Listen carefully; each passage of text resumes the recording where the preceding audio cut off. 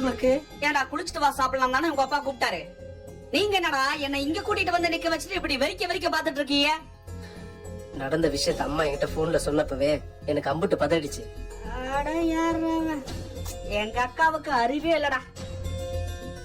ஊருக்கு வர வரைக்கும் அந்த விஷயம் இருக்காதா என்ன? காத்துல பறந்தா போயிடும். அம்மா என்கிட்ட சொல்லும் போதே அழுதுட்டாங்க. ஏண்டா ரொம்ப பேசிட்டாங்களா? ரொம்ப பேசிட்டாங்க. அண்ணி நகை கொடுத்து அனுப்புனதே அண்ணனுங்களுக்கு தெரியாதுடா, நேத்து தான் தெரிஞ்சிருக்கு. ஏமாமா அவங்கதான் நகையை கொடுத்தாங்கன்னா அப்படியே வாங்கிட்டு வந்து வீட்டுல கொடுத்துருக்க. உனக்கு அறிவே இல்லையா மாமா? கொடுக்கும் போதே வேண்டாம்னு சொல்லிருக்க வேண்டியதானே? அதான்டா நான் பண்ண பெரிய தப்பே. எங்க அண்ணி சென்டிமெண்டா பேசினதும் நான் வாங்கிட்டு வந்து கொடுத்துட்டேன்.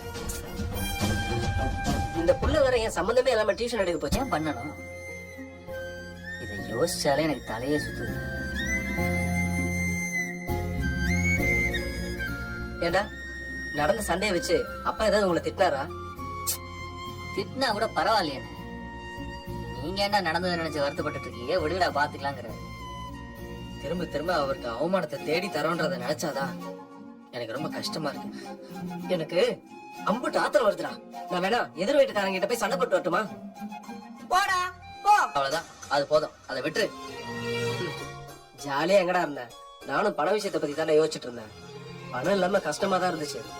டேய், அதுக்காக நான் உங்களுக்கு பணத்தை அரேஞ்ச் பண்ணி தாங்கன்றதுக்காக எல்லாம் கால் பண்ணலடா. என்ன பண்றது ஏது பண்றதுன்னு தெரியல. அதனால ஒரு ஐடியா கேட்கலாமே தான் உங்களுக்கு கால் பண்ணேன். தெரியும்ண்ணே, நானே தானே பணம் அரேஞ்ச் பண்ணி தரேன்னு சொன்னேன். இல்லடா, நீயே கஷ்டப்பட்டுக்கிட்டு இருக்க. பார்ட் டைம் வேலைக்கு போய் பணம் சம்பாதிச்சிட்டு இருக்க.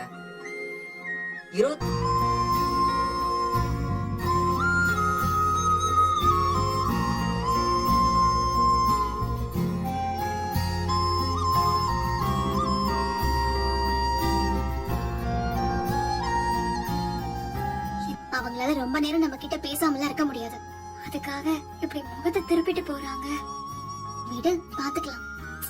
ஆனா இம்பட்டெல்லாம் நடக்கும் நான் கொஞ்சம் கூட யோசிக்கவே இல்லக்கா. நானும் தான் யோசிக்கல.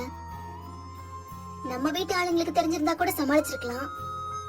உங்க சித்தப்பாவுக்கு தெரிஞ்சதுதான் பெரிய பிரச்சனை ஆயிடுச்சு. கதிர்கிட்டையாவது சொல்லணும்னு நினைச்சேன். 2-3 தடவை சொல்றதுக்கு ட்ரையும் பண்ணேன். ஆனா முடியல.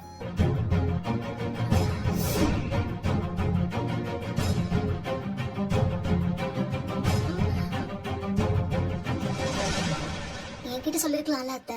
நான் போய் எடுத்துட்டு வந்திருப்பேன்ல. ஒண்ணு தேவையில்லை. கொடுங்க அத்தை. ஒண்ணு தேவையில்லை. அத்தை சாரி அத்தை. இந்த பார், சும்மா சும்மா சாரி சொல்லிட்டு இருக்காதே, எனக்கு கேட்ட கோவம் வரும். அத்தை, நான் பண்ணது தப்புதான், ஒத்துக்கிறேன். ஓ, அந்த அளவுக்கு புரிஞ்சுதா உனக்கு? எனக்கு ரொம்ப சந்தோஷமா. அத்தை ப்ளீஸ் அத்தை, நீங்க எங்க கிட்ட பேசாம இருக்கிறது எங்களுக்கு ரொம்ப ரொம்ப கஷ்டமா இருக்கு. கொஞ்சம் புரிஞ்சுக்கோங்களேன். அப்ப நீங்க பண்ணது எனக்கு எவ்வளவு கஷ்டமா இருந்திருக்கும். நீயே கேளு மயில.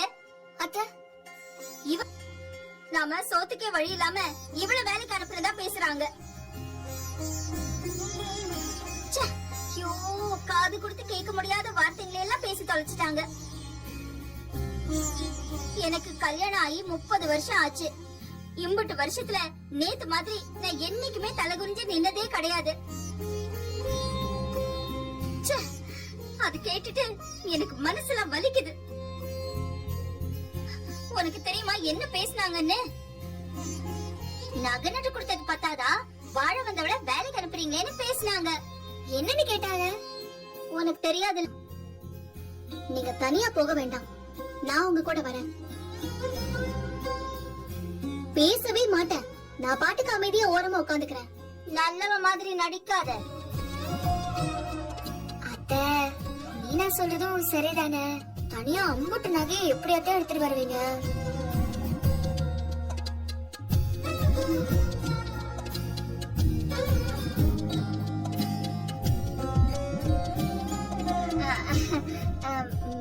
மயிலு, உனக்கு ஏதாவது வேலை இருக்கா?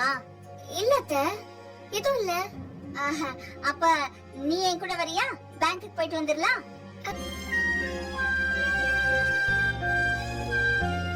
எங்க காலேஜ்க்கா?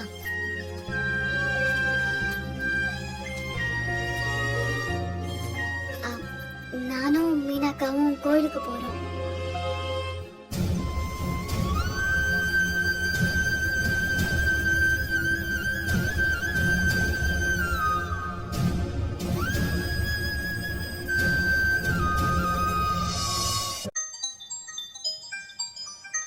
யாரு போன்ல? சித்ரா அக்கா தான். நேத்துல இருந்து கூப்பிட்டுட்டே இருக்காங்க. எடுத்து பேசு. இனிமே டியூஷன் எடுக்க வர முடியாதுன்னு சொல்லிடு. சொல்லிருட்டுமா?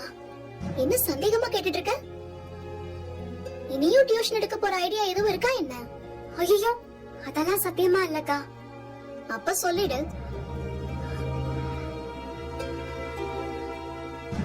சரி விடு, நானே ஆபீஸ்ல பார்த்து சொல்லிக்கிறேன். அவங்க தப்பா எதுவும் நினைக்க மாட்டாங்கல்ல? நினைக்க மாட்டாங்க ராஜி. ஏங்கா, செந்தில் மாமாவோட கோவம்லாம் குறைஞ்சிருச்சா? மாமா உங்ககிட்ட பேசுறாரா? ராத்திரி அந்த பிரச்சனையை நினைச்சு கொஞ்சம் கோவமா தான் இருந்தாரு. காலையில கூட கொஞ்ச நேரத்துக்கு உருந்தா இருந்தாரு. ரொம்ப கோவமா பேசினா. தூங்கி எழுந்த பிறகு கோவம் குறைஞ்சிரும் நினைச்சேன்.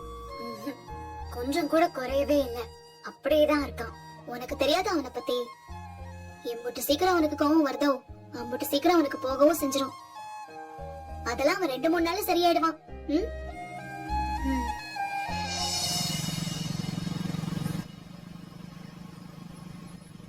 அக்கா,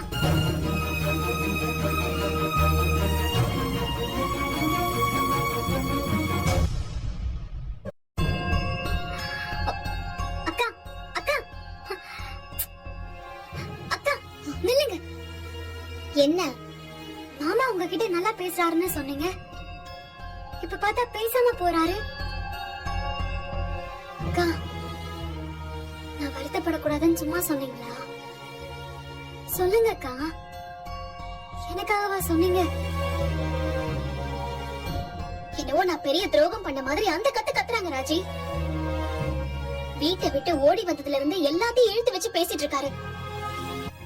இப்ப செந்தன் மாமா உங்க மேல கோவமா இருக்கிறதுக்கு நான் தான் காரணம் ஆயிட்டேன். சாரிக்கா. இத்தனை வருஷம் நான் எப்படி இருந்தேன்னு தெரியும் மாமாவுக்கு. லவ் பண்ணும்போது நான் எப்படி இருந்தேன், கல்யாணத்துக்கு அப்புறம் நான் எப்படி இருக்கேன், எல்லாமே அவருக்கு நல்லா தெரியும். அம்புட்டு இருந்தும் நான் ஏன் டியூஷன் விஷயத்துல உனக்கு ஹெல்ப் பண்ண, அத அவர் யோசிக்கவே இல்லைங்க. அத புரிஞ்சுக்க கொஞ்சம் கூட ட்ரை பண்ணல. இருக்கட்டும், என்கிட்ட பேசாமலே இருக்கட்டும். அப்ப நீங்க தான் வரணும்.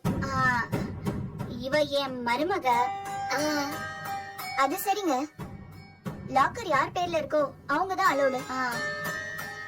நீ இருமா, இது நான் போயிட்டு வந்துடுறேன். சரிங்க அத்தை.